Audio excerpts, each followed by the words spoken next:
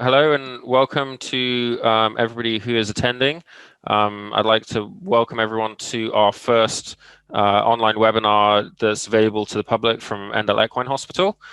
In normal times, we'd have loved for everybody to come to the hospital and visit so we could meet you all in person. Seeing as that's not currently possible, we're pleased to be able to provide this Zoom webinar as an alternative. Just to introduce myself quickly, I'm Andrew Jones. I'm the new surgeon at Endell Equine Hospital, having joined the team here at the end of last year. I went to vet school at the Royal Vet College in London and then spent the last 8 years in the US, which is where I did my equine surgery specialist training. I now work full-time at the hospital, so if you have a horse requiring surgery or referral, you're likely to hear from me. I will just go over a few kind of housekeeping things about the Zoom webinar before we get started. So this webinar is being recorded, just so everybody's aware. There will be about a 5 to 10 minute break after Rebecca's talk, which is the second one, before we crack on with the final section. So if you need to get yourself a cup of tea or something, that would be the time. There's a couple of polls in the first presentation, so we can get some interactive feedback from you. And I hope as many people will respond to that as possible. We get good kind of data for us there to kind of see what people's perceptions of things are. All of the Endell Equine Vets team are going to be online and available to take your questions at the end of the session, which is after Sarah's talk. We ask that you save your questions for the end, even if it relates to something specifically that one speaker has, something that they've discussed. What you can do though is if you go on your Zoom interface, there's a Q&A button. So you're welcome to submit your questions via the Q&A button at any time throughout the talk. And then when we get around to kind of question time at the end, I'll make sure that the panel are aware of those questions so we can start answering them. But I think we'll get started. So first speaker is Hayley Parker. She is our clinical director here at Endell Equine Hospital. She graduated from Cambridge and has since worked at equine referral centers in the Southwest for the last 6 years. Her main interests lie in internal medicine, sport horse rehabilitation, and anesthesia. She also enjoys working at events, particularly horse trials and show jumping, and is a qualified FEI permitted treating vet. Hayley also has further training in equine acupuncture and is a registered riding establishment inspector. Hayley's going to be giving us an overview of Strangles as a disease and also how we make a diagnosis. So without further ado, I'll hand over to Hayley. Hi everyone, I'm Hayley. I'm the clinical director and vet at Endell Equine Hospital. Thank you to Andrew for the introduction, and thank you for everyone for attending our first virtual webinar. This pandemic has certainly caused us to embrace this virtual technology. Not always that smoothly, but hopefully tonight isn't too much of a bumpy ride. So I'm going to do the first talk tonight. I'm going to talk through Strangles a little bit with you, the disease, what causes it, the symptoms, how we can detect it, and a little bit on that important biosecurity. Firstly, let's do a poll to get things started. So if we can have the first one up, please. So simply, have you seen a case of Strangles before? Yes, seen it, which showed symptoms and tested positive. Maybe the horse showed symptoms but was never tested. Yes, no symptoms but horse tested positive, or you've never seen a case before. I'll just give you a minute or so to answer that. Okay, let's see what answers we have, please. So that's lucky. Over half of you who replied to that have never seen a case. But there's obviously quite a few of you who have seen cases, and most of those cases have been in horses that have shown some symptoms and then tested positive. Well, Strangles is endemic in the UK horse population with an estimated 600 outbreaks each year. We've all recently had a bit of a crash course in epidemiology thanks to coronavirus over the last 12 months. But for those of you that aren't aware, endemic is used to describe any infectious disease which is constantly is constantly prevalent within a population at a baseline level. Strangles is also the most commonly diagnosed contagious equine disease.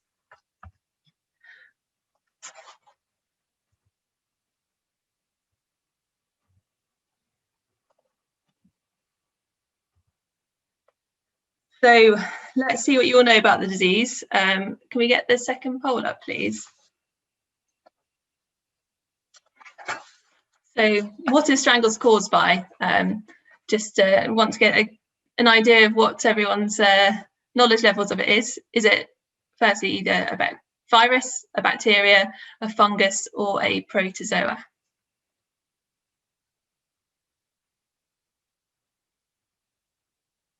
Okay, let's see what answers we've got.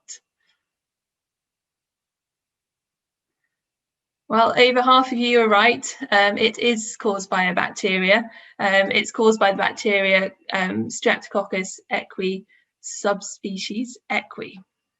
And where does this, we want to know where this bacteria resides to cause the clinical signs that we see with strangles. So let's get up the next poll, please. So does strangles manifest in the guttural pouches, lymph nodes, sinuses, or all of the above? You can pick as many of these answers as you like.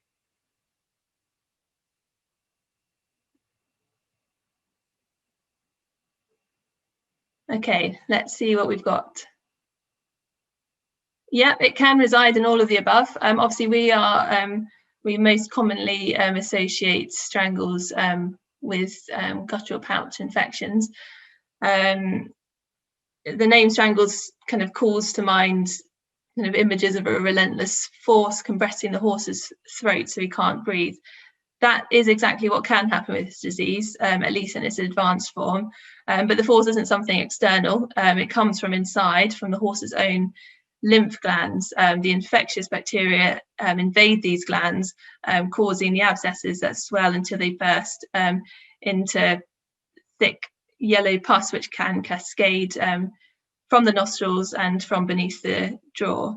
These abscesses can also rupture and discharge pus through into the sinuses, where they can reside, and also into the guttural pouches, which are more closed systems. These guttural pouches are they're kind of air pockets within the horse's head.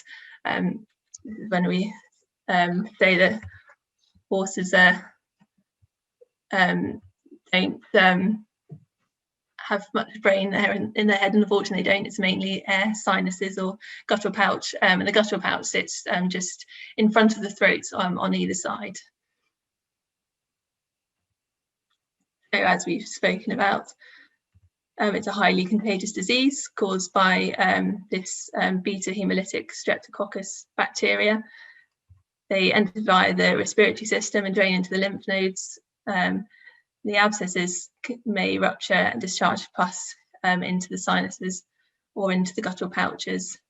You can actually also get ruptured abscess material, which can spread via the blood or lymph to other organs, and this is called metastatic strangles, and it's less common than the strangles that we're most familiar with. You can also, with strangles, you can get a hypersensitivity reaction called purpura hemorrhagica, which it causes horses to have a little bit of quite a nasty reaction. As you can see, the horse on the left side of the screen with the what looks like bruising and ulcers in the gums. The picture down on the right bottom is actually metastatic strangles, which has caused abscesses within the brain. And this little picture of the foal is an example of, or quite an extreme example of what the lymph nodes can look like when they're infected with the bacteria. So, while rarely strangling a horse to the point of death, strangles can still be painful and debilitating, causing horses to miss weeks of ridden work What's worse is it's highly contagious, spreading quickly through barns and stable yards. And because the bacteria can survive away from the horse, outbreaks can be difficult to manage. It has been affecting the horse populations for many years, and Strangles has been around at least since the Middle Ages, when it was first described in a 13th century text. It was incurable at the time and just seemed to be a matter of course for horses. All horses needed to be infected by it at some point in life. In fact, in the 19th century, there was a French emperor who specifically ordered for horses which had recovered from Strangles to be part of his cavalry, as he knew all horses were likely to get the disease. He didn't want to have his horses that were meant to be going into battle to be affected by the disease, because he knew that he couldn't use them at that point. And so he thought the best way to have healthy mounts on the battlefield was to make sure that they'd survived it and were benefiting from temporary immunity. So how does Strangles spread? The incubation period is 3 to 14 days. There is some school of thought that it could be up to 21 days. And the incubation period is also, we've started to learn these terms with coronavirus. That's the period from when the infection first comes into the body. So when someone first gets affected by it to when they will start showing symptoms, if they do at all. The organism is shed from draining abscesses and from the nose and travels within the discharge into the environment.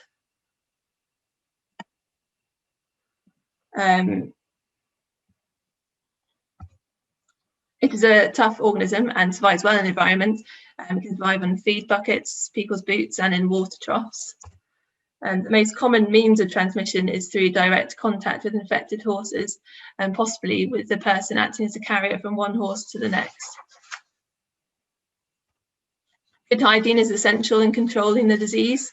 Biosecurity with all infectious diseases are really important, but particularly with something like Strangles, where it can survive so well in the environment if it's not cleaned and disinfected well.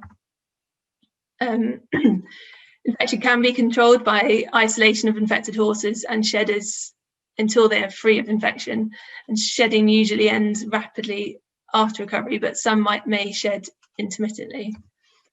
The problems occur mainly in horses which are infectious but don't show obvious signs, or horses that have been infected and then become carriers of the disease without showing symptoms and shedding bacteria intermittently.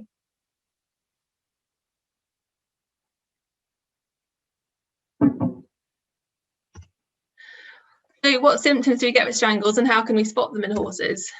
We get a high temperature, often causing lethargy and inappetence, coughing, nasal discharge, difficulty breathing, abnormal respiratory noise, which is different from horses that have equine asthma. It tends to be kind of more obviously noisy and in the upper airways. Swollen and abscessed lymph nodes at the kind of back of the head and on the neck and underneath the jaw. A nasal discharge, which is just usually from one side only, but could be from both sides. Strangles is more commonly found within one guttural pouch rather than both. And this might occur without the swelling of the glands, partly because it's the swelling is more internal and then it's abscessed into the guttural pouches or sinuses. And then obviously there is this carrier state, which is possible without any obvious clinical signs, and it's thought this can occur in anywhere from 10 to 30% of cases.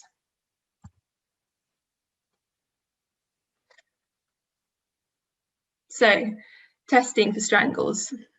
What have we got? So obviously the first port of call, if we're suspecting Strangles, we're usually suspecting it because we notice some clinical signs, either you as owners have been you attended this talk, or from your own knowledge you're aware that nasal discharge or these temperature and swollen lymph nodes can indicate strangles, or you might get us out and get us to have a look at your horse because they're under the weather. We notice they've got a temperature, have a feel around their throat, and we can feel the lymph nodes are up, and then we might be concerned about strangles. And then also you've got to think about the history. It's more common would be more suspicious of strangles than a new case of strangles if a new horse has come into the yard or this horse has recently travelled. The laboratory options for testing for strangles are, we've got an antibody blood test. This is obviously fairly straightforward to perform. It just requires taking a blood sample from the horse's jugular vein. We also have the option of a nasopharyngeal swab, which is slightly more invasive than a blood test, but is still fairly straightforward. Or we can perform a guttural pouch scope and wash for detecting the bacteria. This is obviously slightly more invasive, and we need more advanced equipment with this. We need to have the endoscope, and quite often an extra pair of hands. But this is another option for testing strangles. So now let's have a little think about what all of these, how useful these are and how they work. So the antibody blood test, this obviously tests for antibodies, and so because of that, it tests for previous exposure to strangles. If the horse is in the incubation period, so it's been exposed to strangles within the last 3 to 14 days, sorry, anywhere up to 14 days, then it may be carrying strangles, but it might not have built up the antibodies yet. It's a ELISA blood test, and what you're looking for are antigens A and C. With both of these, we look at the values, and if it's less than 0.3, then this, according to the test, is negative for exposure. If they're between 0.3 and 0.4 for either A or C, then this is suspicious. It's kind of the grey area. If the test comes back and it's 0.5 or more for either antigens A and C, then this would indicate that it's positive. The horse is positive for a previous exposure to strangles, and that it currently has a level of antibodies in its blood, which it can only have got if it's been exposed to the bacteria. So, and then a nasopharyngeal swab, you can see from the picture there what it looks like. It's on quite a long stalk because you can't just take a swab of the nasal passages. You have to get right back to the throat. So you're more likely to pick up evidence of the bacteria if it's there. Obviously, some of us will have had recent experience of these swabs if we've been going for coronavirus testing, and they're not very pleasant. And most horses do tolerate it fairly well, as long as you're fairly quick about it. But yeah, so what we're doing is we're testing for, we're doing a PCR test, which tests for detection of the bacteria DNA. We can also use this swab to try and grow a culture of the bacteria. So if we have a positive culture from this, then that means there's live bacteria present in the on the nasopharyngeal swab, and so the horse is positive for strangles. If it's positive on the PCR, then this is more sensitive than the culture, and so it will pick up those live infections, which are just not as abundant, but it will also pick up bits of bacteria which aren't alive anymore. So then we've got this other option of the bacterial pouch, the guttural pouch scope and wash. This requires an endoscope to be passed up through the nasal passages. It's easier to go up twice and go up each nostril to get to each guttural pouch. If you look at the pictures on the right, the top one, that's what you see when you get to the throat of the horse. That kind of leaf-like structure is the epiglottis, which and then beyond that, at the moment we can see that's the hole is going into the windpipe, and the esophagus is just behind that. Where we're aiming is right to the kind of left front of the picture. You'll just see like a small kind of leafy area. Let's see if I can. I seem to have lost my cursor. Just at the bottom left of the picture, there's a little white area. That's kind of the entrance to the left guttural pouch. There's one of those on either side. So that's what we need to aim to get in. When we get in, then the picture underneath that is what a normal guttural pouch looks like. It's got lots of important structures in it, lots of arteries and veins and nerves as well. It's quite even though it's full of air, it's got a lot else going on there as well. And the bottom picture is maybe a slightly extreme one, but that's what they can look like when they're filled with pus. They can, that's very obvious. You'd be sure that it has a infection of some kind in there. That's what we're looking for. But even if they look clean, like the middle picture, we will still perform a wash because they can still test positive for strangles. You don't necessarily have to have this obvious bacterial infection present.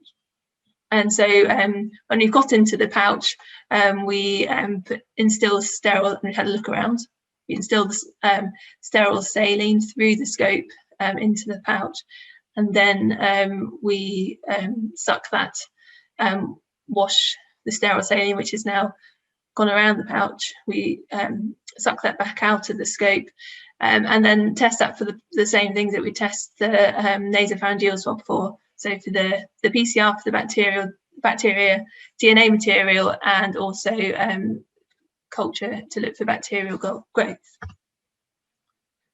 So obviously, if we've got these the horses that are showing symptoms, then if the symptoms are caused by strangles, then we should be able to pick them up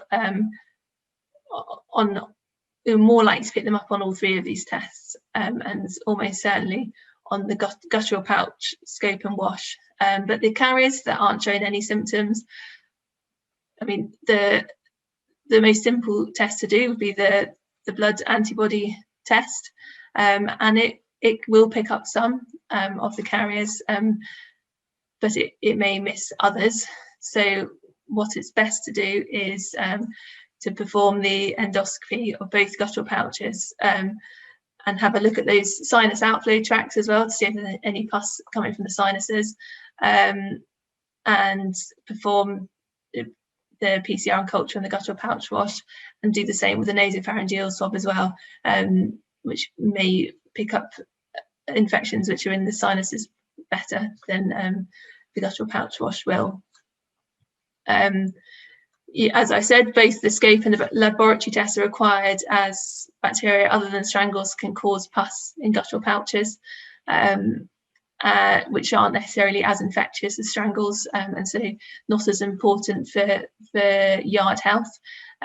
We also are aware that pouches can look normal and clean, but may be positive for strangles once we've done the laboratory testing. So obviously I've been talking about how useful the scoping is, and but what about the blood test? Where is it? How useful is it? There's been a couple of quite interesting studies recently. One was performed by I put my vet there. It's meant to be by vet, Mark Bowen and his team. They performed a study on King's troop horses in 2019, and they didn't find that serology was useful for identifying carriers among the King's horse troop. A study by vets Andy Durham and his team last year showed that serology was not useful for screening new arrivals at an equine charity. It was quite a big study with 287 new arrivals. They found that 3% were guttural pouch carriers, and the majority of those carriers were seronegative, which means they were negative on the blood test for antibodies. And most of the seropositive cases were not carriers. Of the seropositive cases, 4.5% were carriers. Of the seronegative cases, 2.7% are carriers. So there wasn't that much difference between the whether a blood test came back as positive as negative as to whether they were carriers or not. So serology does depend on the time since the initial outbreak, so since that horse first got infected by the bacteria. And one study, there's been quite a few studies about when horses are less likely to test positive to serology from when they first got infected, even if they carry on being carriers. One study found that 87% of horses were affected by strangles were still seropositive at 6 months, with 33% positive at 14 months. However, another study found that 100% of infected horses were still seropositive at 10 months. And the most recent study showed that 75% of infected horses were still positive at 9 months. So even though there's these differences between all the studies, they all seem to show that the blood test is better. So sorry, horses carry antibodies, and so test positive on the blood tests for the initial kind of up to 6 months from when they were first tested as strangles, and then after that it kind of waxes and wanes a little bit. There is some belief that strangles, like any infectious organism, has perhaps changed how it appears change its makeup to a degree, a bit like with coronavirus. And we've obviously got this these new South African variant, so that can happen with all types of viruses and bacteria. And when this happens, this antigen drift, then the tests that we have to pick up the initial variety may not be as sensitive to the newer varieties as they develop. So there is some feeling that we should perhaps, or the laboratories should update their tests, and that will make serology, so the blood test, more useful. I think that's enough about figures on tests. So just a little bit about biosecurity. So however much testing we do, the most important thing, whether you're reducing the chance of a strangles coming onto your yard or reducing the chance of it spreading, it's really, really important that biosecurity is followed. And the main points of biosecurity is to wash, to change your clothes, and to isolate. The bacteria, it is a survivor. That's probably why it's been around for so many centuries. And while it can't live off the horse for a very long time, it can hang around for days on equipment and on people. And it can survive extreme cold, and it can survive in water as well. It's really important to classify what's contaminated and what's clean. Sick horses and the equipment surrounding them, or anything that's touched them, including human clothing, should be managed as dirty, and any healthy animals need to stay away from these horses and equipment. So this does mean that handlers need to change their clothes and wash exposed skin and hair, and use different equipment and dedicated water sources for each group. There is quite a helpful thing that can be performed by yards, where it's called the traffic light coding system to help yards deal with outbreaks. You can tag all sick horses and their equipment red, or healthy unexposed horses and their equipment green, and any healthy but exposed horses and their equipment yellow. And then it's easier to separate equipment between dirty and clean. It is also very advisable to take horses' temperatures twice daily to look for signs of an infection taking hold. So we'll just have a little chat through a few case examples, and kind of as vets, the different times that we tend to get asked to test horses for strangles. So, for example, a horse at a pre-purchase examination with no clinical signs. It passes the pre-purchase examination, much to the delight of its new owner. It's moving to a new yard, and the yard owner very sensibly wants the horse to be tested for strangles, as she doesn't want to bring strangles onto the yard. What should we do? We don't know if it's been exposed to strangles previously. It could have become a carrier without showing symptoms, and you can still pass the vetting. We don't know if it's been in contact with a infectious horse within the last few days and just isn't showing symptoms yet. So if we, I think we've got another poll to pop up. So what's everyone think? What testing should we do? Either the antibody ELISA blood test, nasopharyngeal swab for bacteria, or guttural pouch lavage for PCR and the bacteria PCR and culture.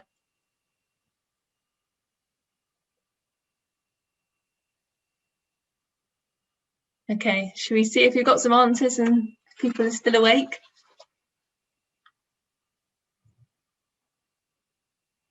Yeah, so there's quite a variety of answers there. It's fairly evenly split, which is really interesting. So in this example, certainly the blood test has its benefits. It will hopefully would detect if a horse has recently had exposure to the disease, but as I said, it won't pick up those that have either it may not pick up ones that have been infected kind of over 6 months ago, and it may also not pick up those which have happened in the last, the horses that have been exposed in the last couple of days. But it will pick up a large majority, and it will pick up some in that grey area, so between 0.3 and 0.5, and those we'd probably flag for then doing further testing. However, there are going to be some horses that have not been recently exposed, but they are carriers and they might shed the infection again, and it will be completely negative on those blood tests. So it's good as a kind of a very basic screening test, but it's nowhere near perfect. It may become better if the laboratories are improve or update the test and take into account antigen drift. But the best thing to do to make sure that you're not getting a horse, you're not purchasing a horse up and taking it onto a new yard carrying strangles, is to perform the guttural pouch wash, the lavage, for PCR and culture. So, I mean, sometimes these carriers, they can be intermittent shedders, so they're not always infectious. We think that when they become more stressed, so such as a yard move and a new home, then they're more likely to shed at those points. So that's sometimes why you have a horse that may not have appeared infectious at its previous yard. It is a carrier, it goes to a new yard, it becomes unsettled, and then it can spread the disease. A good kind of addition to this is to,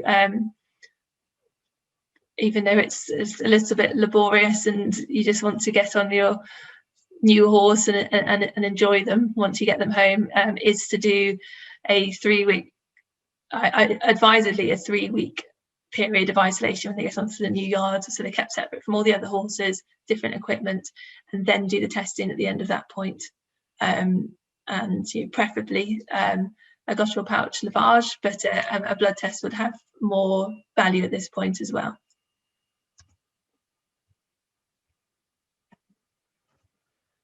So another case example, kind of every yard owner's worst nightmare, an outbreak at the yard. So you have a couple of horses that come down with just go off their food, appear a bit lethargic, seem a bit thick around their neck, and there's a little bit of swelling appearing there, and then they have this nasal discharge, or even the swellings they can abscessate out, they can burst, obviously there are other things that can cause infections like this, but we'd be highly suspicious of strangles in these types of cases, and would assume the yard has strangles unless proved otherwise. So what should we do in this case? Let's get up the next poll, please. So we've got the same options again. What should we do with what should be our baseline testing for all these horses? Should we be doing the blood test, the nasopharyngeal swab, or the guttural pouch lavage?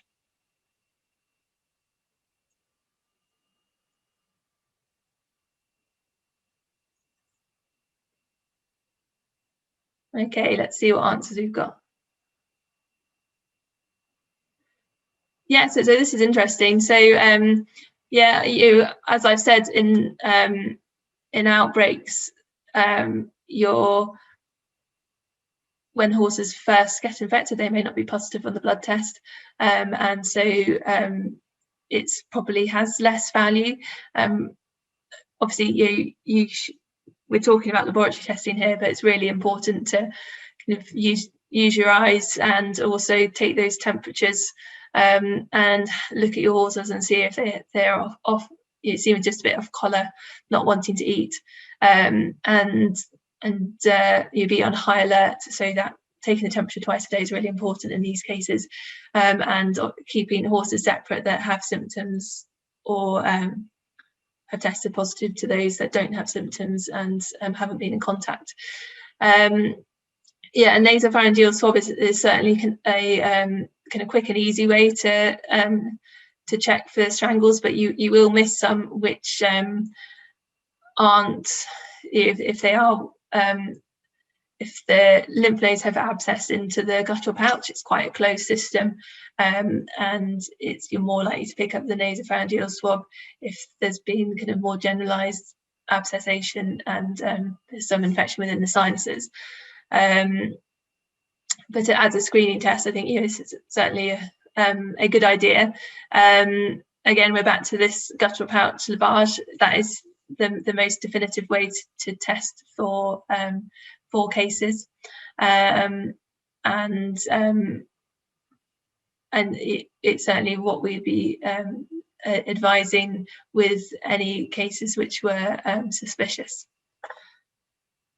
Okay, so last case example. What if we have a very thorough yard owner and they don't have horses with symptoms, but they want to know what the strangles, whether there is any carriers on the yard, so they can treat those horses before they might become problems with the rest of the yard. There's not been a known history of an outbreak, but obviously horses pass from owner to owner fairly regularly in some cases, and the history is not always fully known. So let's get up that poll again. So what should we do here if we're just testing horses that aren't showing symptoms for whether there's a presence of strangles within the yard? We've got an antibody blood test, the nasopharyngeal swab, and the guttural pouch lavage.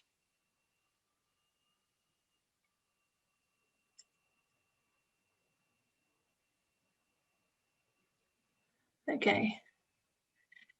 Yeah, that's interesting. So most people have gone for the blood test here. I think this, particularly on the yards where the yard owner has been very thorough, I think probably the best thing to do here would be the guttural pouch lavage, because we don't have any history of symptoms. We don't have any recent known history of an outbreak. If horses were going to test positive, so seropositive to the blood test, you're more likely to get that kind of initially after exposure, or in the, say, 6 months or so afterwards. And your carriers, you're going to miss quite a lot of carriers if you're just doing the blood test. So this case is probably the most important one to think about, the guttural pouch lavage. It is invasive, but we do it a lot, and obviously horses tolerate it very well, usually with a little bit of sedation on board to sweeten them up a bit. But if we're being thorough, that would be the best test to do. All right. Thank you very much to everyone for listening to my talk. Next, Becca will go into a little bit about biosecurity on yards, introducing a yard excellence scheme, and Sarah will kind of pick back up with the Strangles train of thought with treatment and developments a bit later on. Thank you.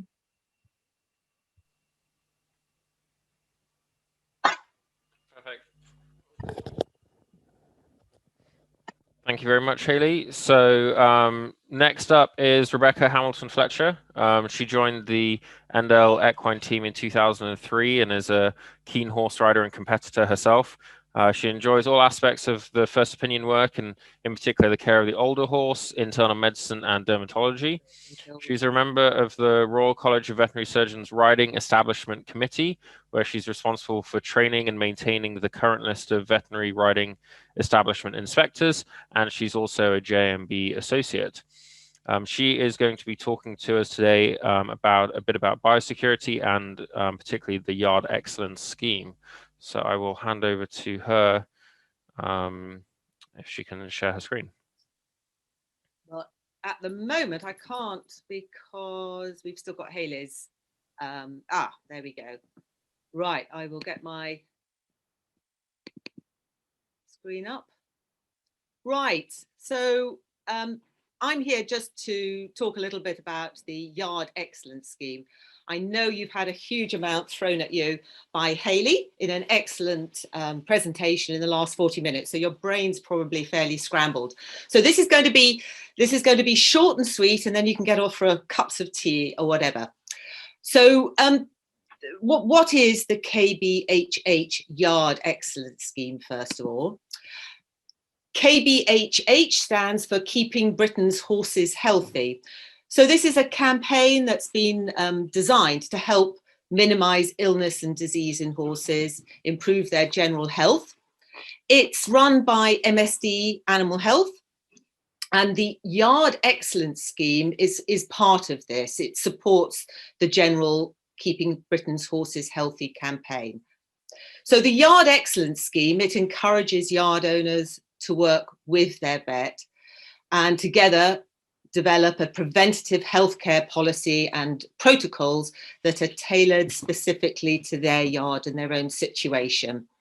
And it also helps the yard owner to educate their own owners and liveries within the yard. So it's an all-embracing campaign. It's endorsed by BVSc and World Horse Welfare, so it's well supported. Now, preventative healthcare, it all sounds pretty boring and tiresome, but actually most of you are pretty much already there. Probably, well, there are very few things to come out of coronavirus that are positive. One is probably that a certain Mr. T has not won a second term of office across the waters. But the other thing is that you've all, without really realizing it, you've all become experts in biosecurity. And there's a lot that you already know. perhaps without realizing it. So you've all become good at the ologies. So you've learned a bit about virology, epidemiology, and immunology, just through the awful pandemic that we're going through at the moment. And then you've become very familiar with all these technical scientific terms that probably a year ago you didn't know about. So things like pandemic, pathogen, symptomatic or asymptomatic, transmission rates, incubation periods, diagnostic testing, vaccination, antibodies, and last but not least, herd immunity. And you're also doing biosecurity yourself already. So hand washing, social distancing, and the dreaded mask wearing, that's all biosecurity. So you're halfway there. And we just thought that this was a good time to bring out the Yard Excellence Scheme, because it will complement what you're already doing. And also, quite a few of you have time on your hands to do this. So this is a good time to get this going. So how is it going to benefit your yard? Well, we see it as basically we're aiming to reduce the risks of illness and disease in your yard, and that's always a good thing.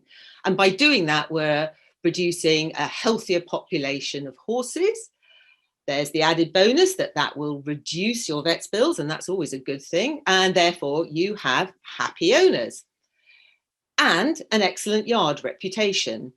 The scheme promotes these yards by awarding certificates of excellence, which you can put up in important places and put on social media and encourage new owners. And best of all, it's free of charge.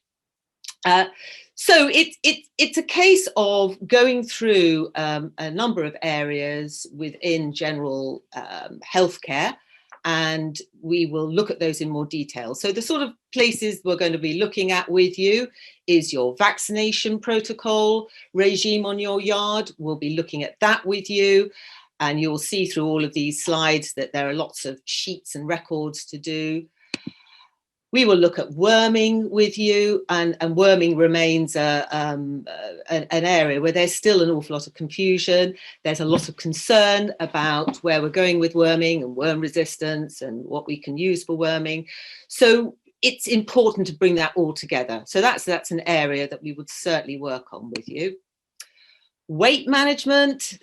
Obviously, weight has become much more of an issue, recognised issue in the last year or so. So we will discuss that with you. We will help you to recognise whether your animal is overweight or not. There are charts available to look at weight and body condition scoring.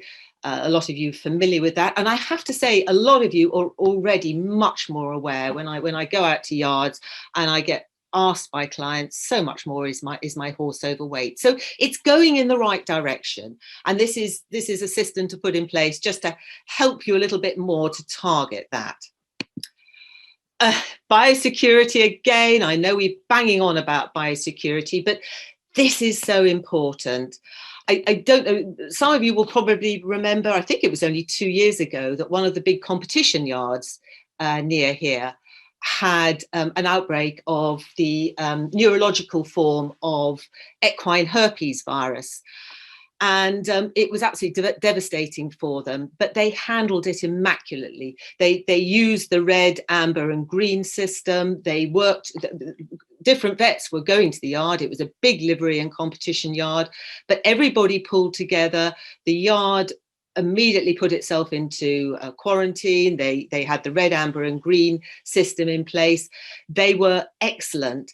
And as a result, I think only 3 or 4 horses died, and it could have been so much more. And in doing so, they were commended throughout the horse industry. And the horse industry can be pretty critical at times, but they came out with lots of gold stars for the way they'd handled it. So this is something that we will really be encouraging you to look at, so that you can act in a similar way if you're unlucky enough to have an outbreak. We'll be supplying you with yard record sheets where the manager or your top man at the yard can record everything. At the end of all of this, or at the end of putting the protocols in place, the vet who's involved will fill out a record of completion, And as a result of that, you will get your excellence certificate. There's also lots of support material that we can supply you with. So there are posters and checklists and records. So these you can put up in the tack room or around the yard, and act as very helpful information to the owners and the other livery yard people. And there are also booklets that we can point you in the direction of. They're available to download, and you'll see on the right here on all sorts of helpful topics. So that there's a great deal of support material there, as well as having your vet working with you on all of this. So if this sounds something that is going to interest you, we really hope it will do. How do you get it started? Well, what we would suggest is that contact us if you're interested in it, and we can, in the first instance, send you out links to a digital version of the Yard Excellence Scheme folder. And it's a big chunky folder with lots of information in it, including the sheets and the record sheets that you've seen in the PowerPoint. And we can also give you a link to a video presentation, just so that it gives you further information about what it's all involved with it. Following that, if you'd like to pursue it, we can arrange for one of us vets to have an informal telephone or video conversation with you. Probably last a good hour or so, depending on how big your yard is, but we'll go through the various protocols and regimes with you, and we'll work through the folder together and discuss and agree on the various protocols. And we'll also help you to work out how to communicate all this to the other owners and livery owners on your yard, so that you're working together on this. We'll then put together a bespoke or tailored printed version of the folder for you, and we'll supply that to you. And there will also be digital versions of that as well, so that can be sent around to everybody on the yard. Plus, of course, there's the support material, which I've mentioned before, so the posters and the checklists and the record sheets, so we can supply those to you as you requested. And then, of course, you get this certificate of excellence at the end, so you can promote yourselves with that. We'll also arrange follow-up consultations and appointments. And of course, once all the restrictions are lifted, that'll be the time for us to actually come out to your yard and talk to you and have question and answers sessions. We envisage probably late afternoons, early evenings in the summer. Lovely thought. And then we'll actually be able to be a bit more hands-on on the yard with you at the time. So that's a little snapshot of the Yard Excellence Scheme. We really hope that some of you will think this is going to work for you. It is going to mean having somebody coordinating it, and but very happy to have a talk with you, give you more information. Do let us know. So thank you for your time. I expect you're all dying for cups of tea and so on, and look forward to talking to you soon. Excellent. Thank you very much, Rebecca. So yeah, I think as promised, we're going to do a 5 to 10 minute break now. So I think we will get started. So our last speaker is a guest speaker for Endell, which we're very appreciative of her time. Sarah Smith is an equine internal medicine specialist. She graduated from the University of Cambridge, and then following a hospital internship and some ambulatory work, she completed an equine medicine residency at the Royal Vet College in London. After that, she worked as an equine medicine clinician at Rossdale's Equine Hospital, which is in Newmarket, before moving to Langford Vets at the University of Bristol in 2017. Sarah is an elected member of the BVA Council, the British Equine Veterinary Association, on the clinical practice and health and medicines committees, and as a mentor for the BVA Leg Up scheme. Sarah's going to go over some of the other information about strangles, such as treatment and vaccination, and then after that we'll go into the question session. Over to you, Sarah. Thank you very much, Andrew. And thank you everyone for coming back from your tea break. So I am going to talk potentially rather alarmingly to start with about what happens if your horse becomes really sick with strangles and how we treat that and how we manage that. So we'll talk first through what happens in a relatively normal sick horse, what happens if you're really unlucky and a horse is very sick, and how we might set about clearing out the strangles from the guttural pouch if we really have a problem. And then after all that rather negative news, I'll talk about what is hopefully coming soon in the future. So first up, if you have a horse that's sick with strangles, hopefully this is the situation most of you will end up in, where your horse is poorly, but it can be managed relatively easily at home. So in a horse that is sick with strangles but not doing too badly, what we normally see is that they'll have a fever, so they have a high temperature, and you will know from when you have a high temperature that makes you feel rough. And the biggest things we see are that these horses seem lethargic and that they don't want to eat. Not eating is often the first sign. Sometimes you get a purulent, or more colloquially known, snotty nose. And I think one of the questions someone asked was, what color is the snotty nose? Anything from white to yellow to green. And sometimes these horses will have a cough as well. And also it's important to say you can have some of these signs rather than all of them together. So what do we do to treat these signs? Well, the biggest things we've seen really that are causing a problem are the fever and inappetence. So we normally would give some kind of anti-inflammatory drug. So I'm sure most of you are familiar with bute or danolone. It's a type of what we would call non-steroidal anti-inflammatory. So it lives in the same family as ibuprofen, but bute and danolone are the horse version. If your horse is not feeling well and isn't eating, the vet that comes to see you might inject them with some to get you started, to pep them up enough that they then will eat it from there on. Otherwise, you can syringe it by mouth. Sometimes we'll also add in paracetamol. You will also know paracetamol very well, I imagine. And it belongs to a different class of drug to bute or danolone, so you can use them together. And the paracetamol is a really good drug for bringing down fevers. So sometimes if your horse is feeling really poorly, we'll use both together.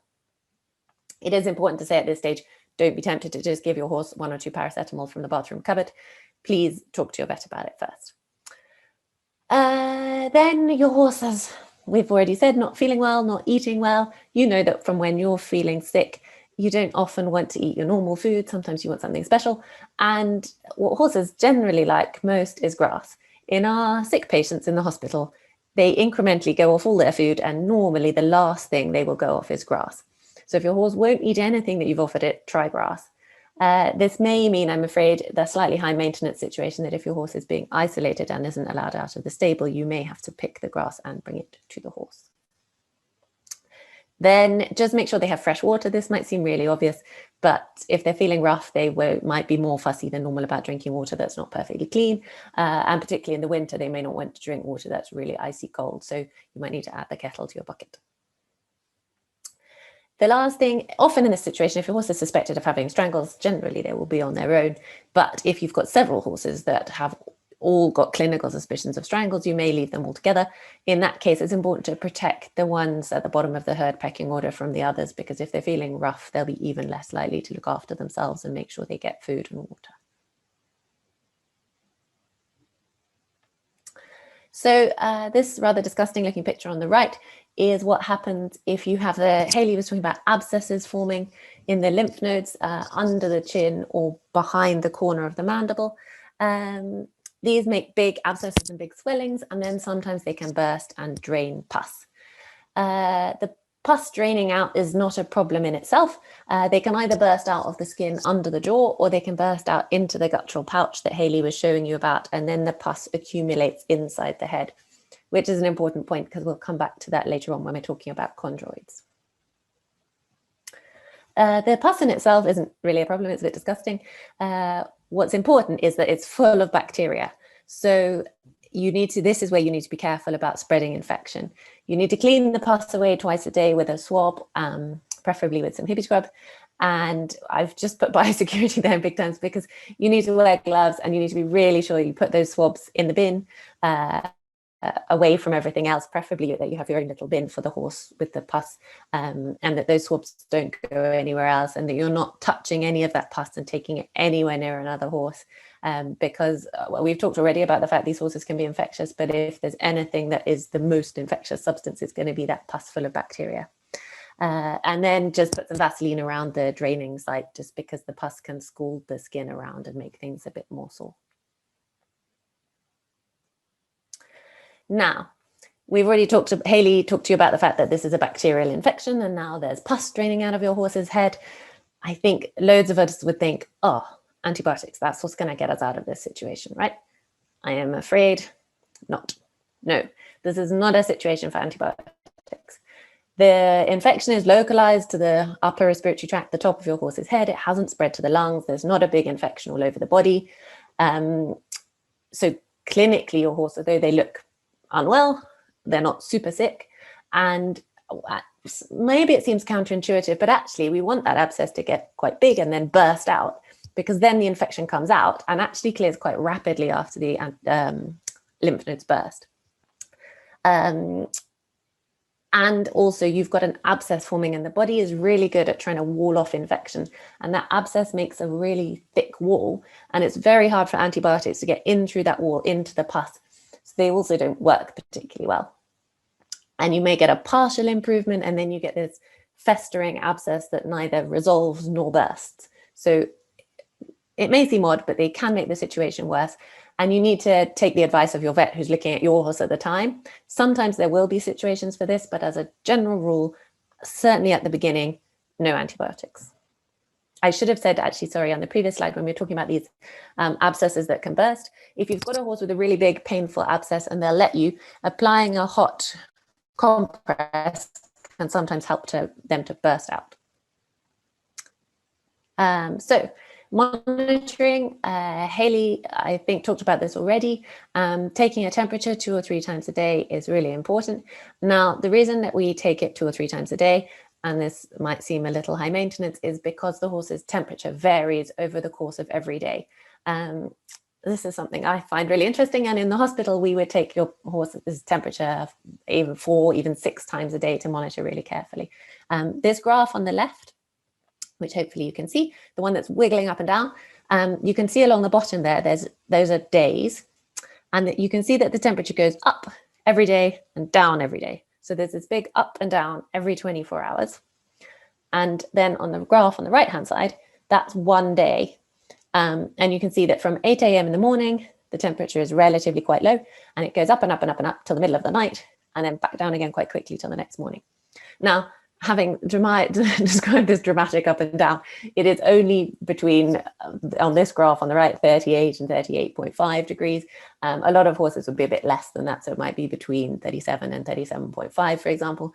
But the reason that this is important is that if your horse does have a fever, they may only have a fever at night, which is why it's important to take a temperature twice a day. And a normal temperature, it varies slightly depending on what you read, but normally we would say less than 38.5. Some people might say less than 38.3. Certainly if the temperature is getting up to 39, we'd all be convinced that there's a fever there.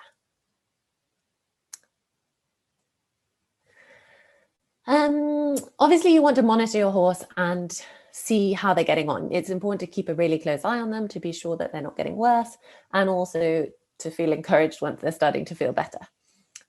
Food intake is really important. As a general rule, if horses are eating, they are drinking, and if they stop eating, they do often then stop drinking, and that dehydration is a bigger, more urgent concern than lack of food intake. So it's important to, if you can, monitor how much food they're eating, and if they're in a stable, that's relatively easy. If they're out grazing, obviously it's harder to be sure what's being consumed. Fecal output is quite a good surrogate measure of food and water intake. If there's food and water going in the front end, there will be poo coming out the back end. And if there's no poo coming out the back end, that is a bit of a cause for concern. And then obviously just monitor their head to see how those swellings are getting on and to see whether the pussy discharge is drying up. And it's hard to put a time on these things. Some horses are quick, some take longer than this, but you would hope that in a week to 10 days, you'd be seeing pretty massive improvement and you'd really feel confident you're on the road to recovery. It is important at this stage to point out that all that testing Hayley was talking about to see whether your horse might be carrying strangles or have residual infection will still need to be performed after the infection appears to have gone away. This whole thing where they can harbor infection afterwards is really important. But in terms of your horse being poorly, at this point, I would really hope they'll be on the mend, starting to feel much better. However, a few people and their horses will be really unlucky and your horse will be more sick than that. And those are the horses that I tend to see in the hospital. So what happens when things don't go according to my previous plan? If your horse won't eat anything despite all the medication and painkillers they've been given, if their breathing is starting to sound really harsh and it sounds like they're struggling to breathe, I mean, this condition is called strangles for a reason. Thankfully, these days, we don't see this much, but it is possible that your horse will really start to struggle to breathe. These horses need fluids potentially and further intensive care and potentially help to breathe. And so if your vet is really worried, they may suggest that your horse is admitted to a referral hospital for that to happen. And this poor guy on the right is certainly not feeling very well. And actually, we've seen a few pictures already, but you can see the big swellings here under his jaw where the big abscesses are forming in the lymph nodes. And the reason that this can cause the signs I'm describing on the left is that those big swollen lymph nodes start to press in on the inside of the back of the throat, making it difficult to swallow and difficult to breathe. So your vet might do this at the time, or we might do this when the horse comes to the hospital, but we're going to do endoscopy, look up the horse's nose and see how those swollen lymph nodes are looking. We're going to monitor your horse really carefully. If we think that they can breathe okay as they are, we may well leave them be. Occasionally, if things aren't going very well, then we might put a tube through the skin of the neck directly into the windpipe so that they can breathe in and out of this little tube halfway up their neck. It looks quite dramatic, but actually it's a relatively simple procedure to perform. And later on, once the head is all healed up and everything's back to normal, we take this little tube out and it heals up quite quickly. If your horse isn't eating or drinking well, then they're going to need some intravenous fluids to stop them becoming dehydrated. And that's quite important because prolonged dehydration can eventually cause kidney injury. So it's something to be taken quite seriously. And also dehydration leads to impaction colics. So we want to avoid that as well. We don't need any more problems piling up on top of the ones that are already there. Sometimes if your horse won't eat, they might need nutritional supplementation. And it's important that we monitor whether this is required. So some of you may have encountered this already. Cobs and ponies have a very unfortunate tendency. If they stop eating for a few days, their body tries to be really helpful and says, oh, hey guys, we've got quite a lot of fat stores here. We can mobilize that fat and there you go, you won't be hungry. But it doesn't work like that. And that mobilized fat actually can make them really sick and cause liver disease. So we have to keep an eye on that and help them out if that's going on. If that's what's going on, then we can give them glucose or other nutrition in the drip into their vein until that fat, whoa, you calm down there, stay where you are. We've got this under control. We'll feed the horse. And that can be really important. And the other obvious thing to do is to tempt them to eat. And hopefully, once we start to get things under control, if we perk them up with some fluids, more painkillers, more injectable painkillers, then generally we can get them back to eating. So if that's the situation that occurs, they're likely to end up in our hospital for several days, even a week, 10 days. But I would hope at that point they'll be making a really good recovery and they'll be able to come home to you. Thankfully, it's really very unusual that we would lose a patient to strangles in the end. It's just that this intensive care can be tricky and also can unfortunately be quite costly. So this is the last of my less uplifting topics, and then we'll move on to talking about something more positive. But I think it's important just to discuss chondroids.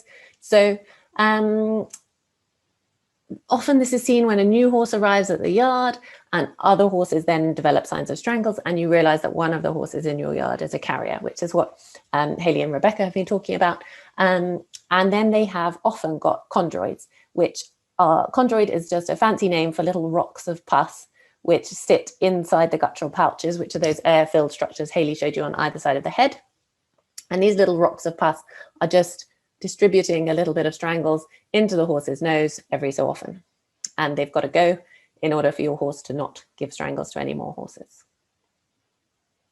Now, in order to do this, we've got to remove all these little rocks from inside the guttural pouch. You've seen now quite a few pictures of people poking endoscopes up the horse's nose, and that's the easiest way or the simplest way to get these chondroids out.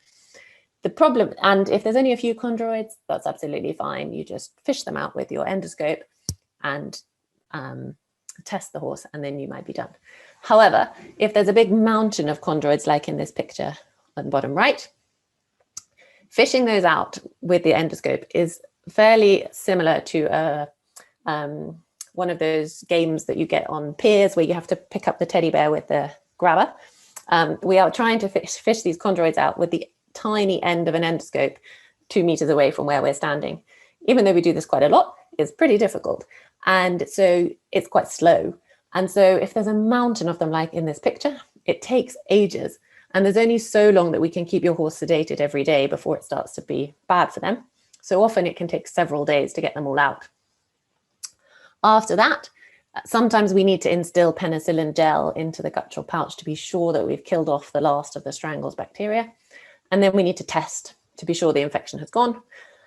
Occasionally we're unlucky and the infection hasn't gone. And then we have to treat again with the penicillin and test again. So in the worst case scenario, this can take time. And I'm afraid, again, this is the point at which the bill would be starting to rack up, just because this is really time consuming. Best case scenario, we get the chondroids out, put the penicillin in, test, job done. If there's a really massive number of chondroids, sometimes the easiest and quickest way and best way for the horse to get them out is actually for a surgeon like Andrew to make an incision behind the throat and physically scoop all the chondroids out. There is another option these days in which they can go up the nose with their endoscope and a laser and cut a hole into the guttural pouch from the inside of the head and allow all the chondroids to come out. But thankfully, that's something we might have to do once or twice a year. It's really not common. So let's move on to something more cheerful. Vaccination. I'm sure, as we've said already about COVID, I imagine you guys know 10 times more about vaccination than maybe you did previously, and that will be helpful. Currently, there's no effective vaccination for Strangles. Strangles prevention at the moment, the whole evening has been about, relies on biosecurity, relies on testing, isolation. It's probably making me sound a bit like Boris Johnson. And this system doesn't work perfectly. If it did, there'd be no need for us to be here this evening. We'd all have Strangles under control. However, a vaccination would really help us out. And people have tried in the past to make vaccinations, and you may even, depending on how long you've had horses for, have had horses vaccinated for Strangles quite a long time ago. There was a vaccine, but it didn't work terribly well. And also it had to be given into the lip, which practically turned out to be quite difficult. However, a new vaccination has been made and they submitted it for regulatory approval in 2020, and that approval process is still ongoing. The vaccination that they made is made from recombinant proteins, so there's no whole bacteria in it or denatured bacteria, so there's no possibility that this could revert to an infectious form and give your horse Strangles or any kind of respiratory infection. The company that made the vaccine have done really extensive trials. They showed that it's really well tolerated. If any horse has a reaction, they're local, they're mild, and they're very transient. And the injection is given into the muscle, which compared to the previous one that had to be given into the lip is a big improvement. So the vaccine is made by a company called Intervac, and they did their clinical trials at what used to be the Animal Health Trust in Newmarket. Very sadly, it closed recently, but they had brilliant facilities for doing these kind of clinical trials. And they produced loads of data, and they've demonstrated that the vaccine is safe. Most ponies that were vaccinated didn't have any signs after the vaccination. A few of them did, but those signs, as I've said, were really local, they were mild, and they lasted for between 1 and 5 days. really importantly, they showed that the vaccine does generate an immune response and that that immune response worked. The efficacy of the immune response varied depending on the timing that they gave the boosters and the time at which they challenged the ponies with strangles afterwards. But they showed very importantly that it did have the potential to reduce the severity of the disease and to protect the animals from infection. And lastly, this is probably more important for us, but they showed that you could differentiate between animals that had been infected naturally with strangles and animals that had been vaccinated. And obviously, if we're screening horses for movement, for example, that's really important.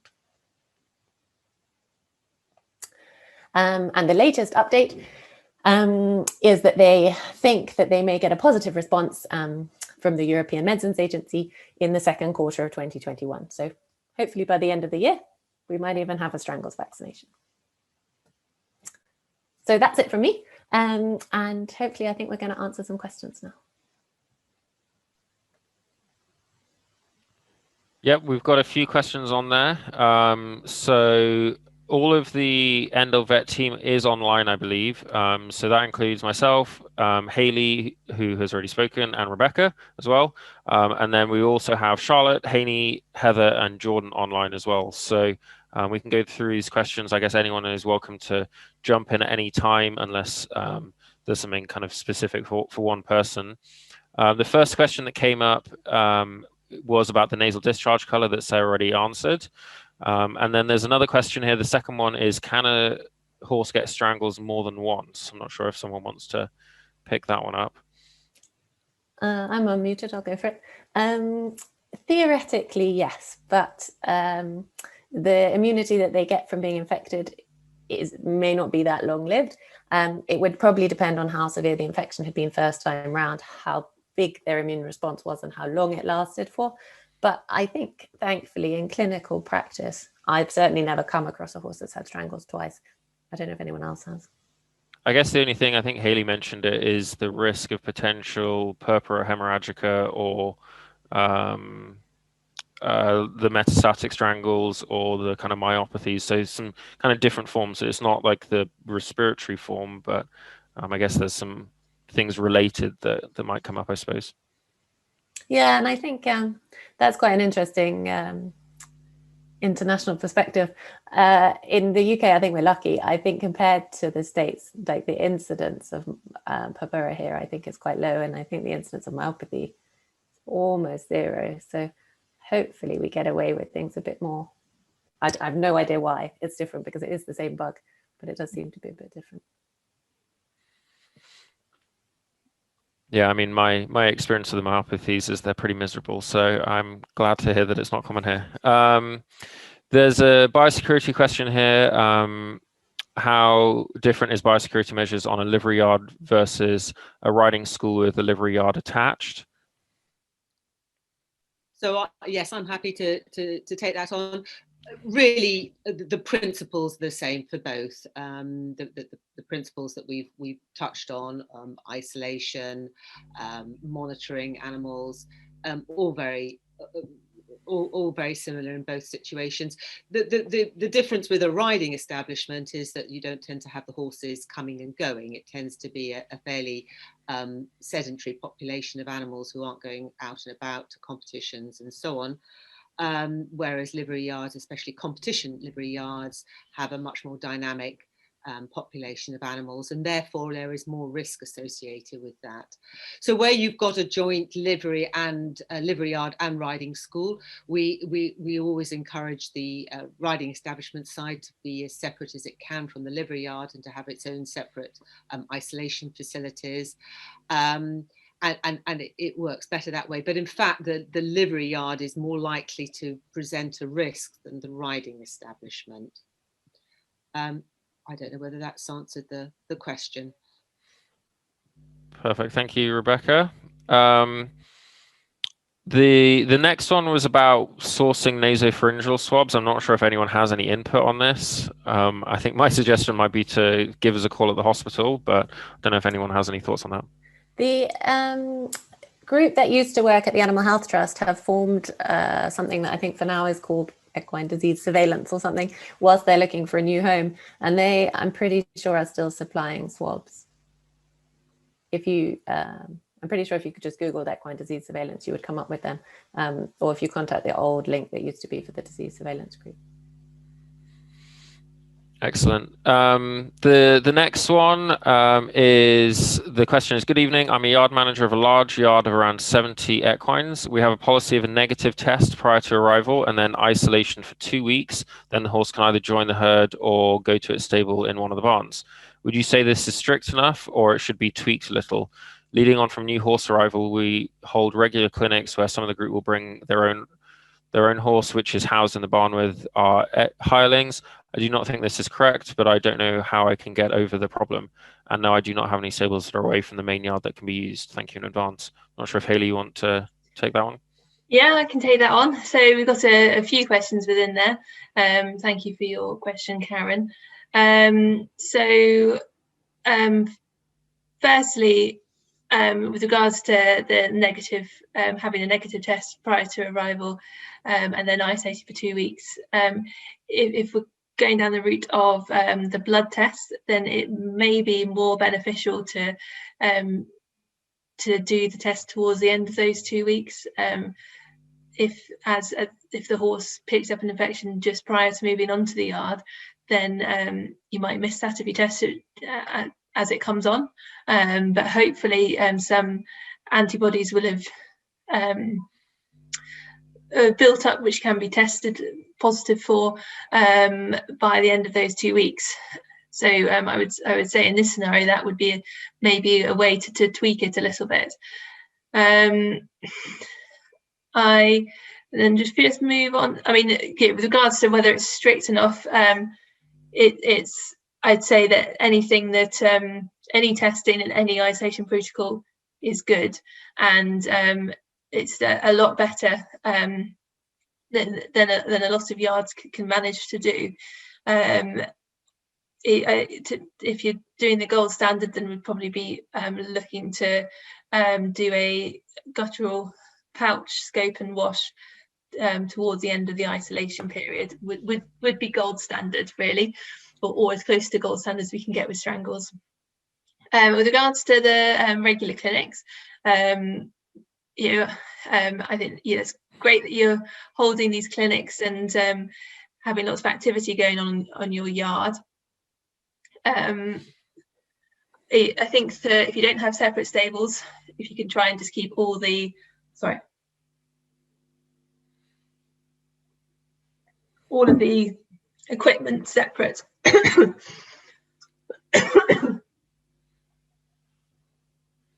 Between the hirelings and the and the horses coming onto the yard, and also keep the horses in stables at the end of the yard so they're not having to go past the other horses, would probably be the best thing to do. I hope that helps. Yeah, the next question is, how do I persuade new clients that 3 weeks isolation is important? I'm struggling to convince them that a week needs doing. Also, I'm worried this 3% negative ELISA cases is still being carriers, even if isolated for 3 weeks. Doesn't mean they're not still carriers when I introduce them to my large yard of 40 horses.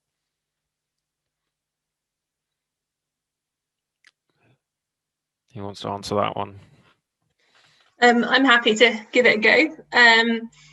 So yeah, this is the main issue that a lot of yards have with regards to isolation. When you have a new horse, you want to get on them and enjoy them as much as possible, and particularly if they're looking well, they don't look sick. It's difficult to be disciplined and keep to the isolation policy. And obviously, if it's a new client to you, it's not just a new horse, then you want to encourage them to come to your yard. So really, there isn't a simple answer to this, and it all comes to education at the end of the day. Obviously, we've recently these new studies that have been available to us have shown that perhaps serology isn't as helpful. The blood test isn't as helpful as we first thought, and isolation is really important, and you're waiting for that 3 weeks to see if any infectious signs occur, or if they have a positive test at the end of it is really important. But the only way to persuade people to do this is to get them to understand the reasons why.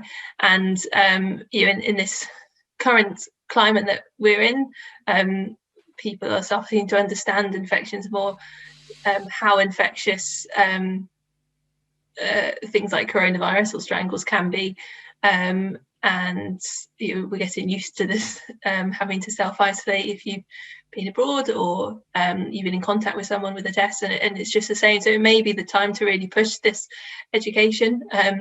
You're more than welcome to use this webinar to do that. It will be available after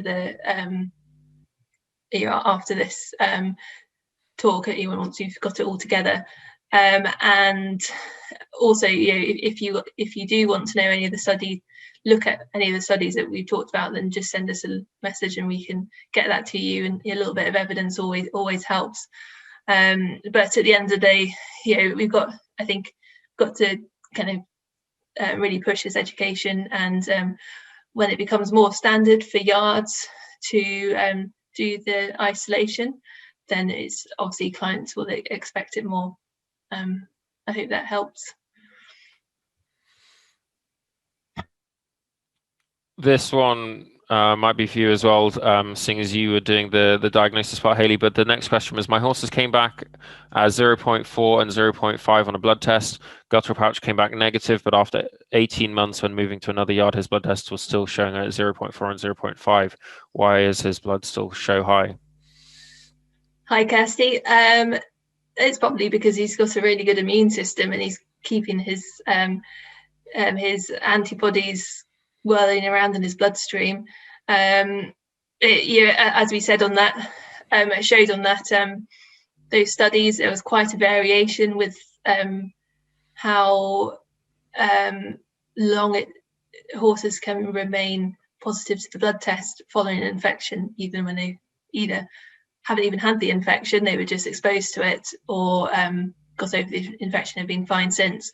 So it just varies a lot from horse to horse, a little bit similar with coronavirus as well. We don't know how long people have antibodies for. Some people seem to have antibodies for test positive for a long time, whereas others don't. It's very similar. It would just be the only negative for it, seeing as you've had the guttural pouch wash which came back negative, is that whenever you move yards, you might have to do a wash again, unfortunately, if the yard owner is being cautious. Thanks. I guess having the guttural pouch wash probably gives you a bit of peace of mind, as well as Hayley kind of discussed, it being a bit more of an accurate test. There's two vaccine questions that are maybe kind of similar for Sarah. One is, how does a vaccine work against a bacterial infection? And then also, is it a one-off or does it require boosters? So interesting questions. Vaccines can actually work against anything that is foreign to your body. So the way the vaccine works is it introduces a foreign substance in a really small amount to your body, and then your body makes an immune response with your white cells and with antibodies. And you can make a vaccine against a virus, and I guess that's the one we most commonly used to with flu and these days coronavirus. But it can also work against a fungus. Actually, really cleverly these days, they can even occasionally make vaccines against cancer cells. And so bacteria would fit into the same category of it's a foreign substance to your body. And these days, in general, most vaccines are made in quite a clever way, where in the olden days, the first vaccines were made by giving you either a variant of that infectious substance or even the infectious substance itself. So I don't know, the inner nerd in me loves this story, but the first vaccines were made by a guy called Dr. Jenner, and he realized that milkmaids didn't get smallpox because they'd already had cowpox, which they used to catch from the cows. And so he realized that if he gave all the other people who were not milkmaids cowpox, then they wouldn't get smallpox. And anyway, sorry, I've got carried away, but that's how vaccines can work against bacteria. It's just about having a small part of I was saying, sorry, that these days, the clever thing is that normally we just take we scientists take a little part of that bacteria rather than giving you the whole bacteria. So you can't get a really serious infection or get sick from the vaccine. All it can do is generate an immune response. Would the vaccine be a one-off or would it require a booster? Almost all vaccines require boosters. So this one, they haven't released the details of how it would be licensed for use. So we don't know for sure the exact timings, but almost certainly you'd have one vaccine, you'd have a booster at a relatively short interval of weeks or months, and then you would probably need a maybe annual booster. But we won't know for sure until they get it licensed what exactly that will be.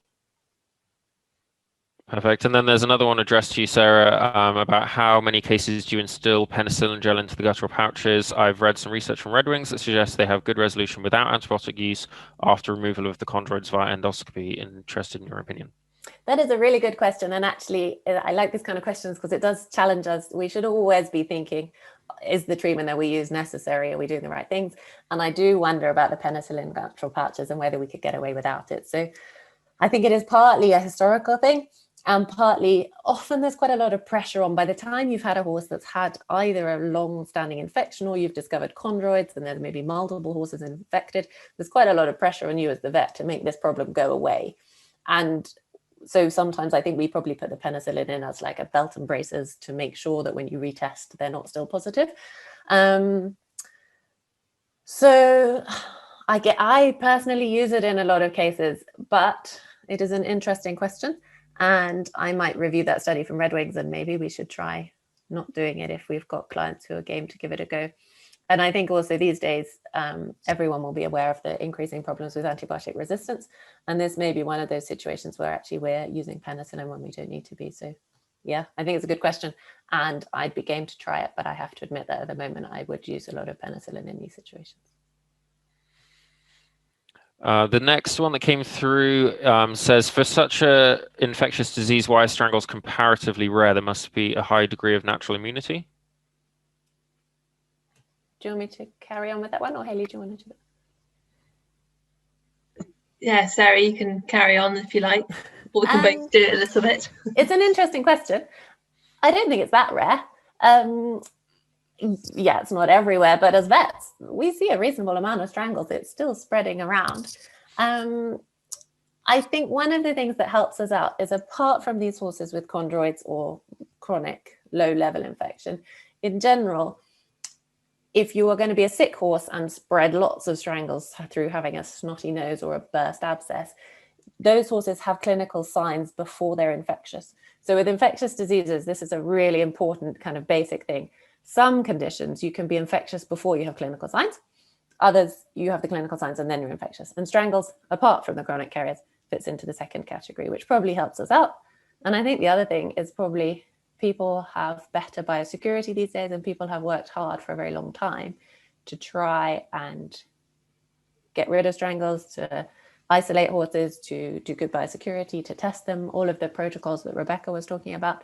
And there are different populations of horses in the UK, and we see more or less strangles in different populations. So for example, the racing population of thoroughbreds exist in general in a relatively isolated pool. They don't mingle much with other horses, and they are kept in pretty strict biosecurity. And so they have a really low level of strangles. It's very unusual to see an outbreak of strangles in a thoroughbred yard. But in populations of horses without such high biosecurity levels, and particularly then those populations that mix a lot and have lots of young horses, those are the populations we see much higher levels of strangles. And there would be some populations like that where we really see strangles quite often. So I think a lot of it comes down to biosecurity and people's protocols on that front. I think also part of sort of considering it that fairly rare condition is that it's as with the title of this talk, it does have the name Strangles does have it's quite emotive, and people don't necessarily aren't open about if they've had a case of strangles on their yard, and so perhaps we as vets are aware of it more than the general public is potentially. And there is a move to try and get people talking more and making kind of the surrounding areas aware if they've had a strangles outbreak, which is the best thing to do from a biosecurity point of view. In case someone's recently visited that yard, they might need to get the horse tested, for example. And the surveillance scheme was set up by the Animal Health Trust prior to them no longer existing, which I think has now been taken on by the Horse Trust. And so it is becoming, people are starting to kind of accept that it is endemic in the population. We can need to be able to combat it. We need to kind of get over our fear of saying that there's been a case on our yard. Excellent. The next question is there a version called Bastard Strangles in the abdomen? I can at least start with the US perspective on this, and the answer is yes. It's one of, at least in the US, it was one of the 2 main causes of intra-abdominal abscesses.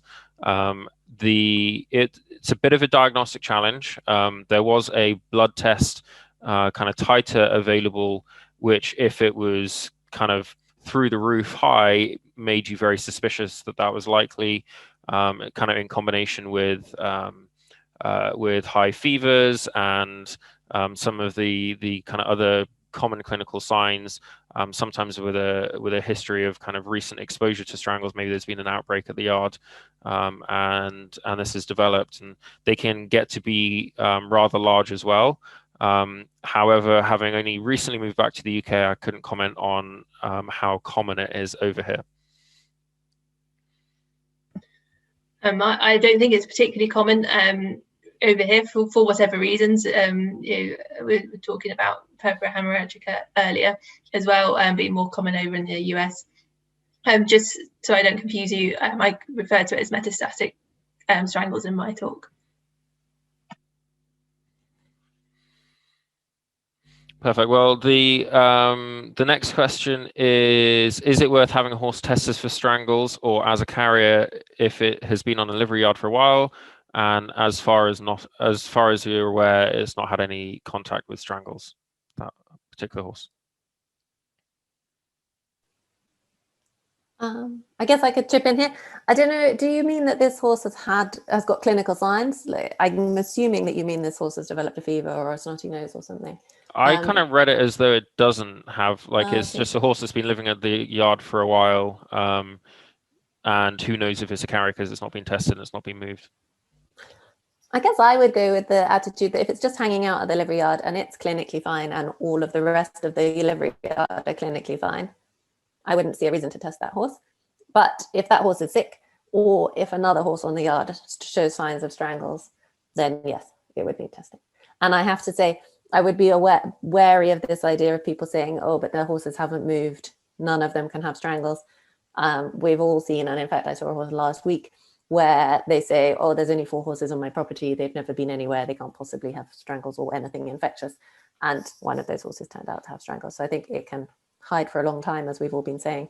And they probably have contact with other horses sometimes that we don't know about, horses hacking past or whatever. I don't know if anyone else wants to chip in. I think that's a really important point. If not, the next question is, if you're based on or visiting the New Forest, how easy is it to pick up the disease from watercourses or picking up small amounts of grass or bracken, etc.? Yeah, I mean, I can come in on that. Having lived in the New Forest for the last 25 years, strangles is obviously endemic in the New Forest and the New Forest ponies. And there are outbreaks of strangles in the forest every year. Usually occurs towards the end of the winter when the ponies are at their lowest. They will have lost weight. There'll be mares carrying foals. So they'll be pretty low. Their immunity will be at a low ebb. So this is when we tend to see it, and it's pretty heartbreaking to see. And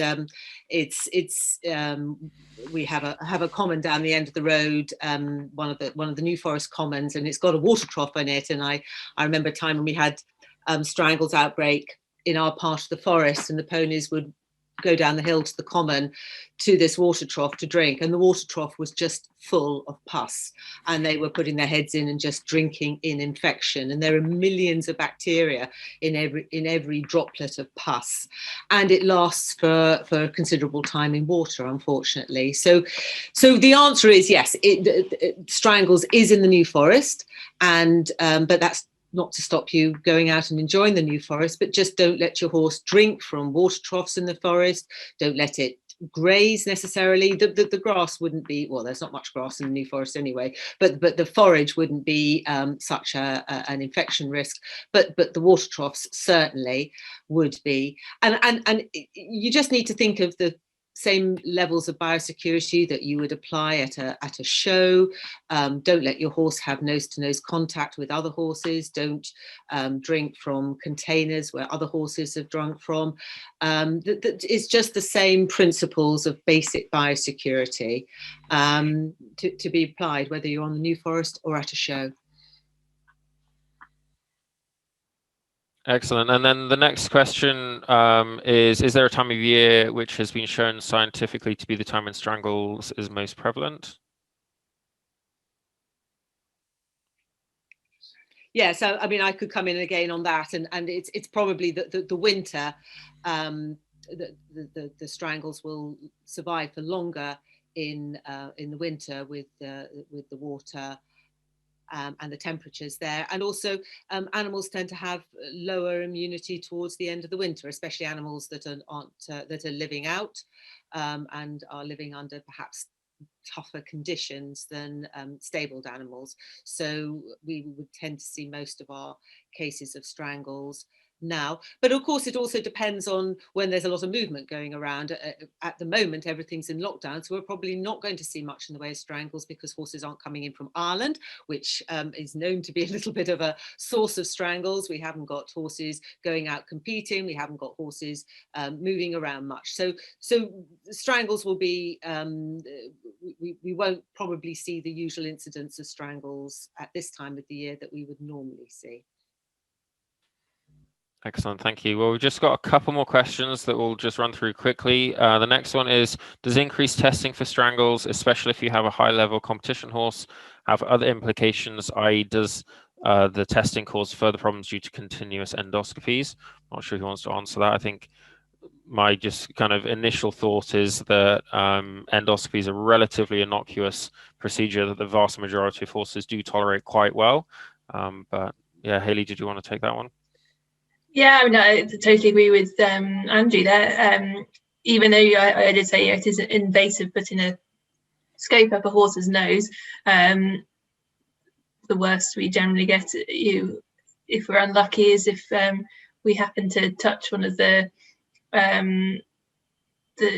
edges of the nose where there's a lot of blood and cause a bit of a nosebleed, but that goes within it ends pretty quickly, and it's has no lasting effects on the horse at all, and that would be the only implication really from having again a multiple testing soon after another.